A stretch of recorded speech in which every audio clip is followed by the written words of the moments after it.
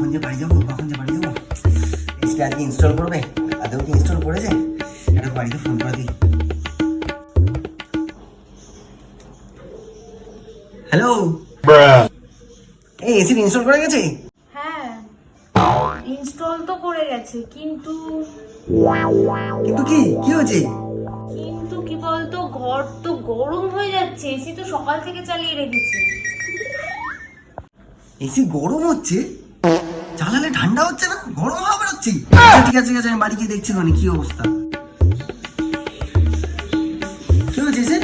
কোথায় এসি? এ ভাই, এটা